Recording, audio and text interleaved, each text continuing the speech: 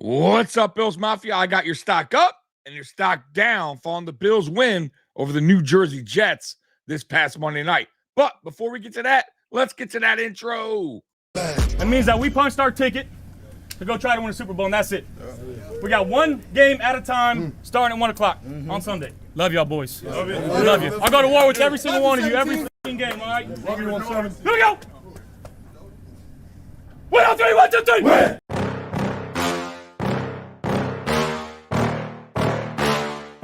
Yeah. Please tell me that I can't, that I won't, that I fail, that I'll never make it out, yeah. Please tell me all the bad, never good, fill my head full of every single doubt, yeah. Please say any negative thoughts, I pop off when I hear people say I cannot. I get off to the thought of proving everyone wrong, I won't stop to the top, so you better back off and get lost. I'ma stay loud, stay proud, never running out, never heading south. I'll be spreading out, call it word of mouth, can't put me down, I'll be getting loud. You can have your doubts, not what I'm about, have your fucking clout. It be raining now, I keep making sound, go another round, bitch I'm legend bound, can't stop me now. You don't wanna fuck with me, a slow burn like a disease. Just tell me that I can and I'll show you things that you couldn't believe. Just tell me that I can. Just tell me that I can. Just tell me that I can. Just tell me that I can.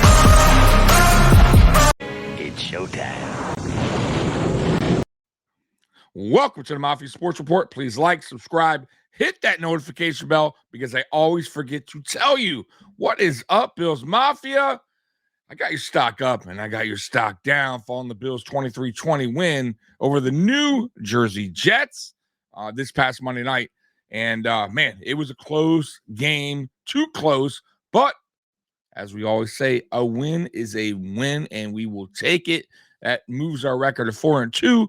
And we are 2.5 games up on the Jets, 3.5 games up on the Dolphins. So that is a nice cushion. And also, if you don't know, now you know, and you better know, the Bills traded for Amari Cooper, which is going to really help this offense out moving forward.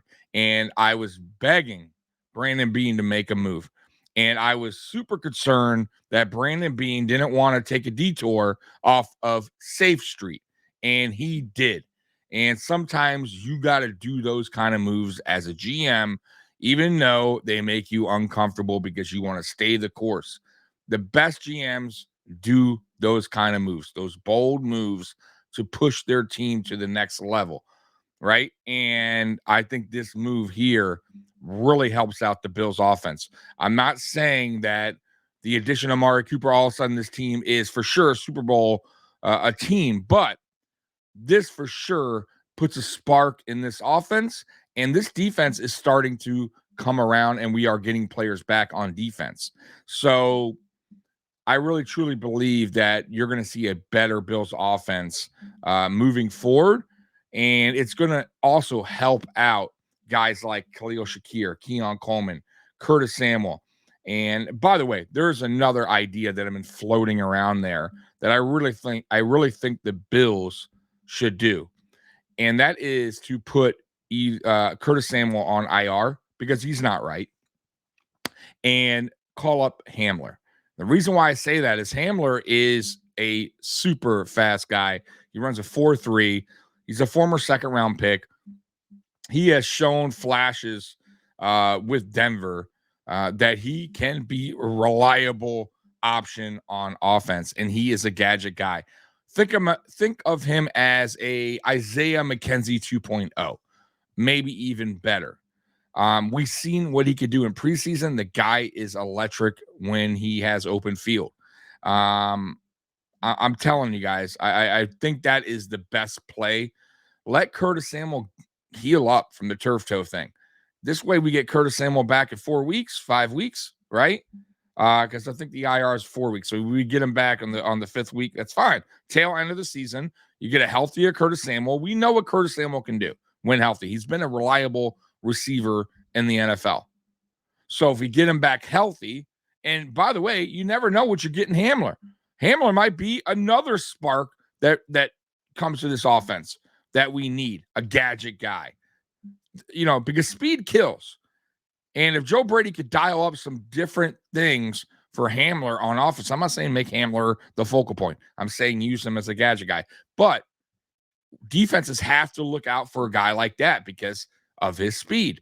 So if it was me, I would definitely put Curtis Samuel, or I know you guys are not going to like this, possibly Khalil Shakir. And the reason why I say that is he is definitely not 100%.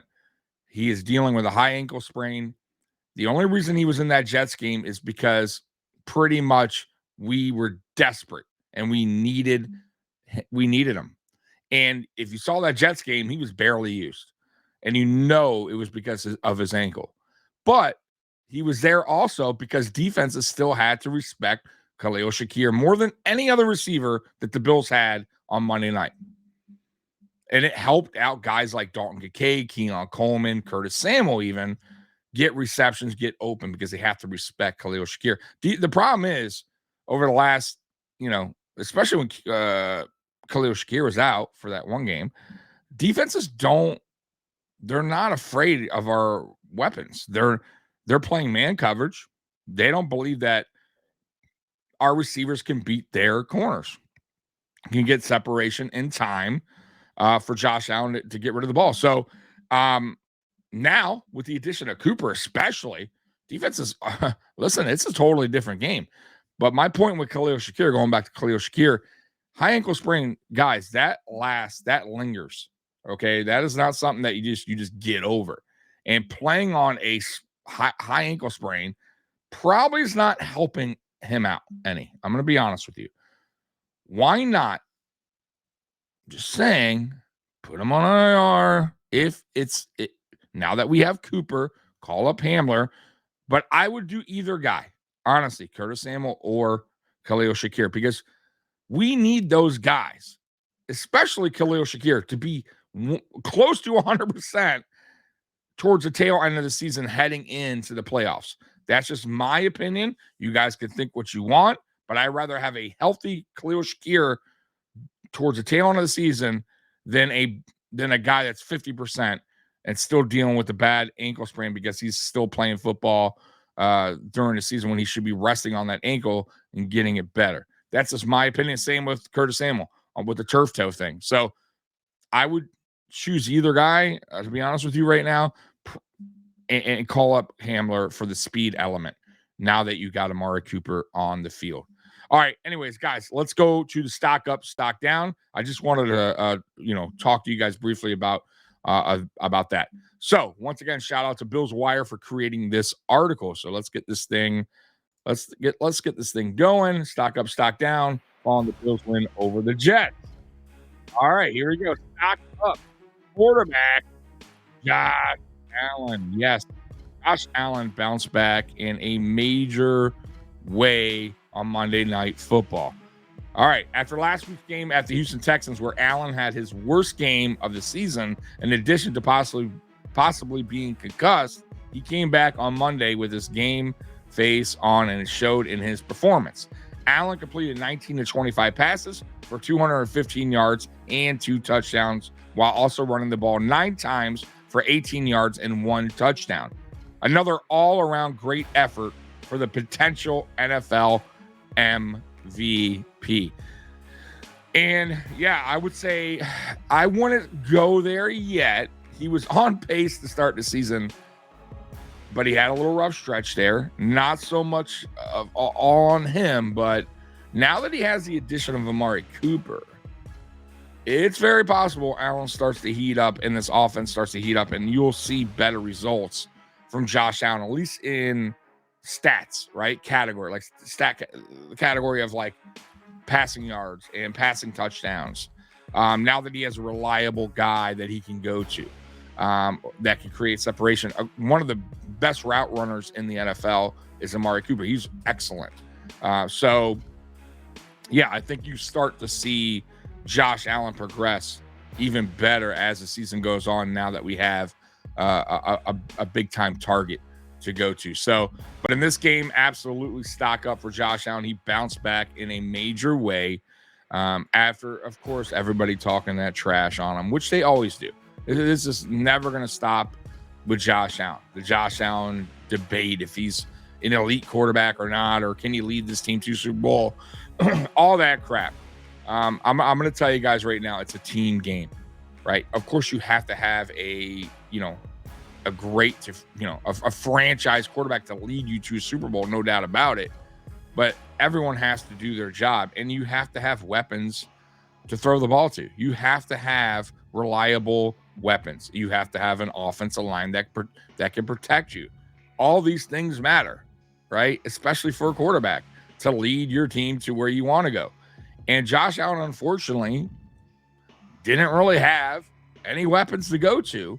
And we kind of got the smoke and mirrors in the offseason, and we kind of got fooled by the 3-0 start. And the reality was the receivers were not stepping up, especially the guys that we signed in the offseason. By the way, MVS, which I said on my live stream when we traded for Cooper, somebody actually asked me, who's going to be cut now that we got Cooper? And I said the very first name I said, MVS. And I was absolutely correct. He was cut that day. He was a terrible signing. By the way, fully guaranteed. It was almost 2 million, 1.8 or something like that. So we eat that. Bad signing. Terrible. The day we signed him, I was disappointed. I said, this guy's garbage. He's hot garbage. And sure enough, I was right. The guy didn't even make it through half a season. I mean, just total waste of money for that guy. Curtis Samuel, like I said, I like the signing. I did. I still don't think it's a terrible signing, but if we're going to be real, he's injured and he's not performing because he's injured. So right now it's not a good signing and he's not performing at all. He's underperforming big time of his contract. And that's why that was my reasoning for put him on IR for now.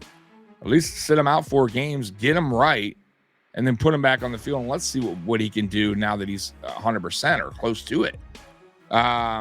But none of the receivers are stepping up except for Khalil Shakir. He was the only guy that Josh Allen, relied on, really, when things broke down or when we needed a big play. It was Khalil Shakir. And Khalil Shakir is a really good receiver, but he's a solid number 2. And that's the cold, hard facts, okay? I think Shakir could get better. I think Shakir possibly could be a 1,000-yard receiver in the future, but it wasn't going to probably happen this year. We haven't had a receiver go over 100 yards. He's our closest one. I think he had 86 in one game or 82. But everybody else, 50 yards, 30, 25, 40, like unacceptable. Unacceptable for the rest of your receiving corps. Josh Allen only has 1,100 yards on the season, 1,000 yards. I mean, that's crazy through 6 games. So the Amari Cooper signing is big time for Josh Allen, for this Bills offense. So it's only going to help him, Josh Allen, that is, if we are talking MVP Josh Allen towards the end of the season. We'll see. All right, next one. Stock down. This fucking guy, bro. Kicker Tyler Bass. While the kicking conditions were clearly affecting both kickers, Jets kicker Greg Zuerlein missed 2 field goals of his own. Bass missed a critical 47-yard field goal that could have put the Bills ahead 23-17 in the third quarter, and also had one of the worst PATs, point after touchdown, in recent memory. Bass can get somewhat of a pass because of the weather, but Buffalo won this game by the narrowest of margins. No. I listen, man, I'm tired of that bullshit. The weather, the conditions. Oh, it's raining, it's windy, it's snowing. Okay. Listen, they have one job to do. Kickers have one job pretty much, right? Make a field goal. Make an extra point. Like, that's it. Put the ball in between the, in the goalpost. That's it, right? Not around, not to the side, right? Not wide right, not wide left, right in the middle. That's your job. Put points on the board when we need them. And he continues to show that he is not cutting it. He listen, he's lost all his confidence. All his confidence has gone out the window. And I don't think he'll get it back. I don't. Look at the guy. Look at his body. You can tell. Body language tells you everything when it comes to Tyler Bass. He's just, it's in his head, and I don't think it'll ever get out. I think Tyler Bass right now, I think he needs to go. And unfortunately, this season, he ain't going anywhere because there's no magical kicker out there that can do any better right now than Tyler Bass. The kickers are out on the market are hot garbage. So Tyler Bass is not going anywhere, guys. I think Sean McDermott understands this. Brandon Beane understands this, and they just have to keep going with the same old. We trust Tyler Bass. We have faith in Tyler Bass. We know he can do it. Blah blah blah blah blah. Of course, they're going to say that. They're not going to say we don't have faith in Tyler Bass, right? They're not going to kill his confidence even more. However, bringing in 2 kickers like 3 weeks ago. Yeah, that tells me you don't have much confidence in him.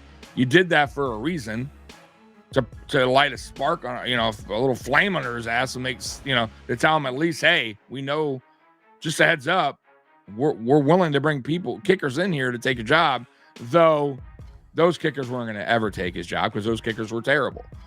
But yeah, if you bring in kickers, listen, you ain't so super confident about your kicker.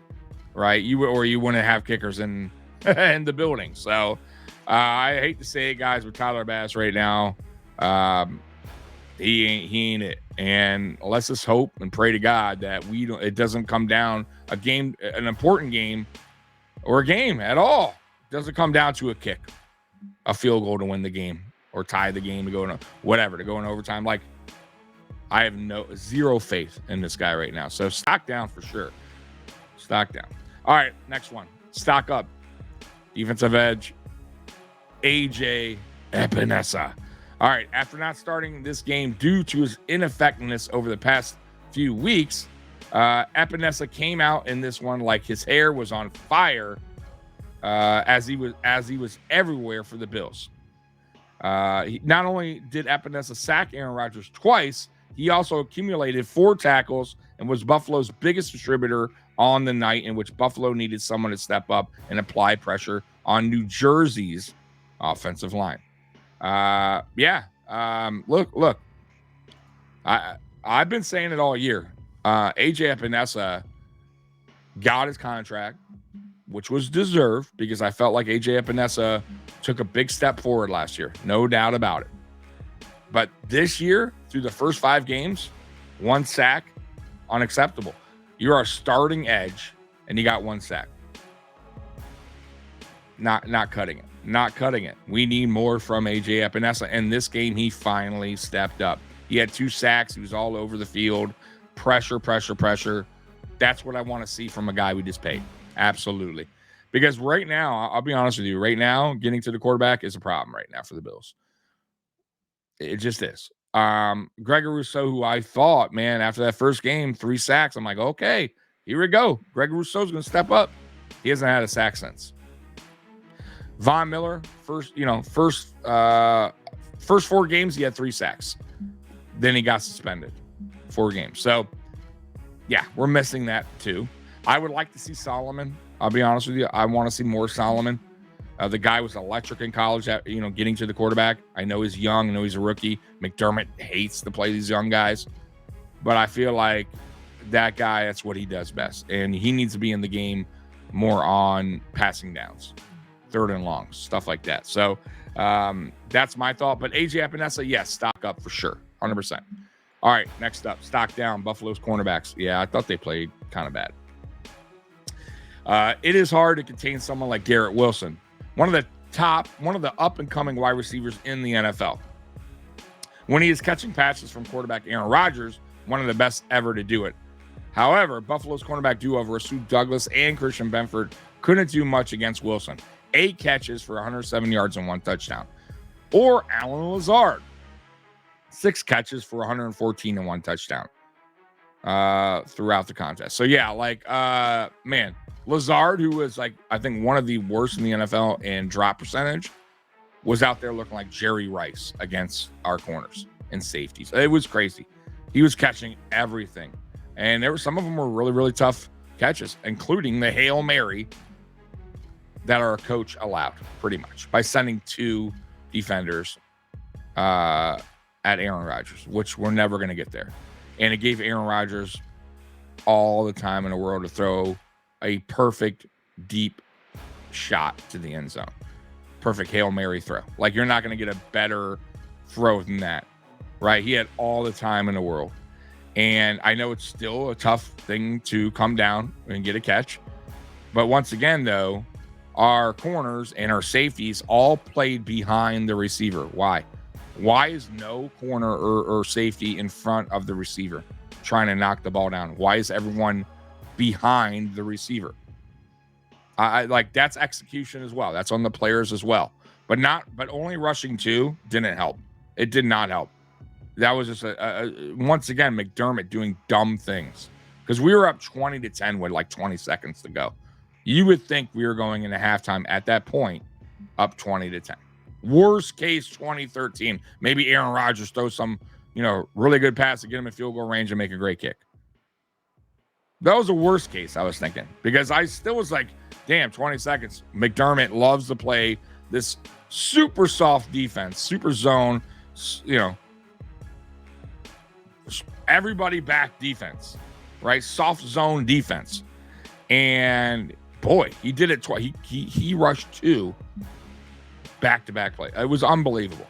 Gave him all the field in the world to pick up awesome, great yardage. That's on our coach. Boneheaded decision by McDermott. Rushing 2. It makes no sense. I don't get what he's doing. I really don't. Good coach, but he continues to make bad mistakes, and that's just one of them. But I'm not going to get on the McDermott thing again, because I've already spoke my mind last week. All right, next up. Stock up Ray Davis. Hell yes. Davis was put in a tough spot as he had to step up into a leading role for the Bills once starting running back James Cook was ruled out shortly before kickoff due to a toe injury. Despite that, Davis stepped up to the challenge and then some, as he racked up 97 yards on 20 carries, 4.9 yards per carry, and also showed off his receiving chops by catching 3 passes for 55 yards. By the way, he was our leading receiver in that game. That tells you everything you need to know about our receiving group and why we needed help and why we made that trade for Amari Cooper. Anyways, back on Ray Davis. Ray Davis, I've been saying this from the get-go, right? I've been telling y'all about Ray Davis since we drafted the dude, that in time during this season, somewhere probably in the middle, towards the tail end of the season, somewhere around there, Ray Davis is going to start taking away snaps from James Cook. Now, mind you, I get it. James Cook was out of the game. He was injured. But listen, the coaching staff saw what they saw in this game. I think that was enough, right? They understand now what they can get out of Ray Davis. And if they're smart moving forward, you make this a 2-headed monster. Because James Cook is a good running back. Don't get me wrong. It's not great. It's not elite. But he's a solid running back. And they both do different things, right? They're a good change. It's a good change of pace running back, right? When Ray Davis is in there, right? He's more of a physical runner, runs better between the tackles, better contact balance, always falling forward even when he's caught up in the backfield. He's just a different type of back. He's more of a power back, and he's not super slow either. Now, James Cook's different, right? James Cook is faster, right? He's shifty in the way he moves sometimes, the way, he can make defenders miss with the speed. But it's, his vision has gotten better. Contact balance is okay. Terrible pass protection. By the way, Ray Davis, way better pass protector. So it's a good change of pace. And there's no reason why Joe Brady cannot get these two guys going in a game. There's no reason. You've seen now what Ray Davis is capable of doing. And me personally, I think Ray Davis in time will be RB1. When James Cook rookie contract ends, bye-bye James Cook, just like Devin Singletary, Ray Davis will be your RB1. Now, me personally, I still feel like the Bills need a much bigger back. I would like a bigger back here. I know they're hard to find. I get it. But my ideal back is like a Najee Harris, right? A 6 foot, 6'1", 6'2", somewhere around there, like a taller back, physical with speed. That's what I want in time for the Buffalo Bills. Now, I know it's easier said than done, but man, we've been drafting really small backs since Bean took over, and it's time. You listen, even if Ray Davis winds up being the RB1 and you draft a running back in the future when Cook is gone, who's a bigger back, like when Carlos Williams was here, and we had Shady and Williams, that was a good 1-2 punch, right? Now, Shady got the majority of the carries, I get that, but Carlos Williams was the bigger back, right? He was using the goal line area, right? He was a good change of pace back. Bigger, taller, like that's what you need. You need that change of pace. We don't have that right now. Now, Ray Davis is the reason why he is kind of a change of pace right now compared to James Cook is because he has that physicality, but he's not really a big bulldozing back. He's strong for 5 foot, whatever he is, 5'9". I don't know how tall he is, but he's not the biggest guy in the world. But he's like 210. I think he's 5'8", 210, 5'9", 210. So that's not small, but you all know where I'm going with this. I think we just need a bigger back in the future. That's what I would like. Just like I kept saying for many seasons, we needed bigger receivers, and they went out and got bigger receivers this offseason. So that always helps. All right, let's get back to it. Stock up. Tight end Dalton Kincaid. He had a much better game. Kincaid had another solid performance as arguably the most effective weapon for the Bills in the passing game, with Buffalo still trying to figure out which wide receiver is going to step up on a nightly basis. Kincaid piled up 6 catches for 55 yards as another showing of what he could do to defenses when he has a mismatch or when he feels like making a play for Josh Allen when the pass rush gets to him quicker than expected. Yeah, it still wasn't a great game, but it was a good game. Like, he made a hell of a play when he bulldozed their corner, right? That was a hell of a play. I think that was the first series of the drive. And that was a great play by Kincaid. So, but 55 yards, he could do better. Like Kincaid, there's a reason why we traded up to get him, right? He was one of the better tight ends coming out of the draft. And I need to see a little bit more out of Dalton Kincaid. Now, that could also be Joe Brady not scheming it up correctly. The routes that he's running, very possible. I want to see him going deeper a little bit more on some of his routes. But that's on Joe Brady. Scheme it up. So we'll see moving forward now that we got Cooper. That might benefit, and I think it will benefit guys like Dalton Kincaid. So we'll see what happens. But yeah, stock up. He was one of the better targets on Monday night for Josh Allen. And that is it. That is it for the article for stock up, stock down. I would say stock up Joe Brady as well. I thought he did a good job compared to what he did over the last 2 weeks. I didn't think it was great, but I thought he did a much better job against a very good defense. Some might say elite defense with the Jets. So, they were coming in motivated in New Jersey. Coach just got fired. They needed a win desperately, and they're a very physical team. So I thought Joe Brady schemed it up very good versus that team, considering we don't have a lot right now on offense. I told you guys, you all know that. I don't even need to tell you that, guy. I don't even need to tell you guys that, right? Khalil Shakir was there, but he was banged up, barely did anything in that game. And then the rest of the offense is just really struggling right now, and because we don't really have a true playmaker. So I thought he did well enough and schemed it up to get the dub. But yeah, so stock up for him. Who else gets a stock up? Stock up Taylor Rapp. Taylor Rapp, man, he played his ass off. He made some big tackles, right? and pass breakups. That dude was flying everywhere. So shout out to Taylor Rapp because, man, that was a welcome back. Remember, he came back from the concussion. He was wearing that Guardian cap. I was like, oh, God. But, hey, whatever it is to keep you healthy on the field. But no friendly fire, right? He wasn't hitting any of our guys, right? Like he sometimes does. He was nailing their guys, though, man. Holy crap. He made some solid hits. The one late in the game in the fourth quarter against a tight end. Whoo! Man, and he was doing it right? Because I was waiting for flags. Because anytime there's a big hit in the NFL, you're always waiting for that flag to be thrown. And in that game, flags were being thrown constantly. So trust me, I was waiting.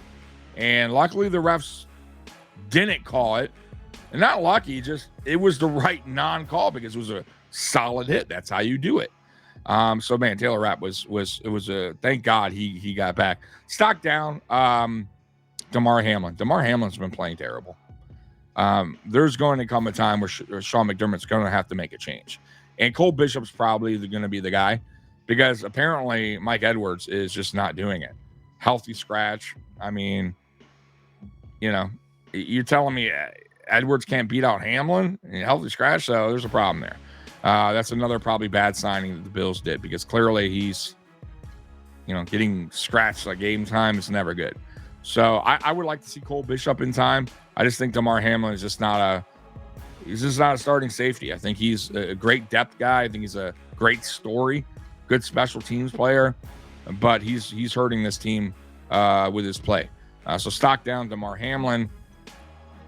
Trying to think who else. Teron Johnson stock up. Clearly, he made the interception probably of the year. I mean, that was impressive, man. Like I don't think you guys realize how difficult of an interception that was. And I thought at first, like, watch, they're gonna go to replay. He dropped the ball, right? Like that's just our luck. And then Sean McDermott's gonna allow Aaron Rodgers to throw another Hail Mary and rush two. Like that was in my mind. And I'm sure some of you guys were like, oh, no, here we go, right? He probably dropped it, and here we go, 4th and long. Typical McDermott's going to play this soft zone and give up a fucking Hail Mary past Aaron Rodgers. Watch. And thank God that it was a clean interception. But stock up Teron Johnson for sure. Needed that dude back. So, guys, stock up, stock down. Put it in the comments. Tell me if I missed anybody or you have anybody that you thought deserves to be stock up, stock down. Bills Mafia, I love you. And as always, go Bills. I'm out of here. Peace.